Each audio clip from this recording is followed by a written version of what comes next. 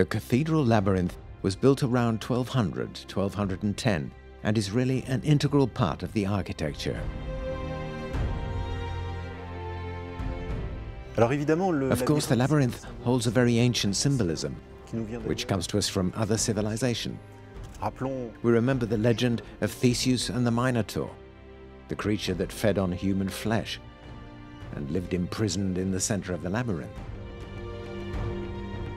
One day, the king's son, Theseus, arrives and kills the Minotaur, thanks to the ball of thread given to him by Ariadne, princess of Crete.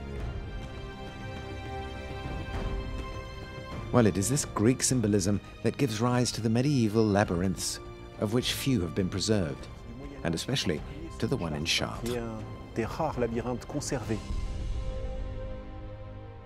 From the historical documents at our disposal, we know that a particularly important celebration took place on the labyrinth on Easter Day. The dean of the chapter, the most senior canon of the cathedral, followed the path of the labyrinth towards its center, carrying a ball made of yellow material, while the people danced around the outer limit. When he reached the center, he would throw the ball at members of the congregation who would catch it and throw it back to him. It was a kind of game carried out on the floor of the labyrinth. But there is far more to it than a simple game, for the dean represents the Christ, and his reaching the center of the labyrinth represents Christ's victory over death, his beating down of sin, and finally, his proclamation of the glory of the resurrection.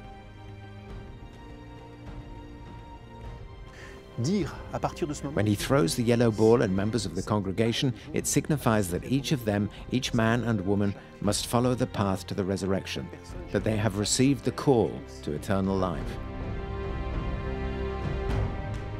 So the meaning of the labyrinth is extremely profound.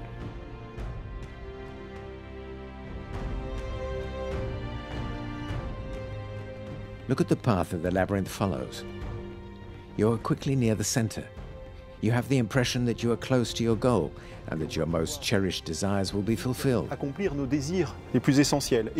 then, after 250 meters, you're on the outside circle again, although in fact, you are nearer to the end than you were before. It's a good lesson, an invitation to keep the faith, even at the most difficult moments of your life. There's another truth we learn about the labyrinth. We have to respect the rhythm of those behind and in front of us, just like in life. And the labyrinth is a lesson in tolerance.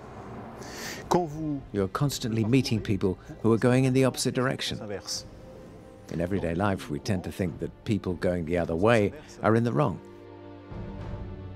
But here, you do not know whether they are 50 meters behind or ahead of you. All you know is that you will all end up in the same place. That all your brothers and sisters are on the same road, but at a different point on the journey, thankfully. So it teaches us tolerance. All these signs that we encounter on our spiritual journey of the labyrinth show us that it speaks to us of our lives as human beings and of our journey towards God, for that is the deep meaning of the cathedral.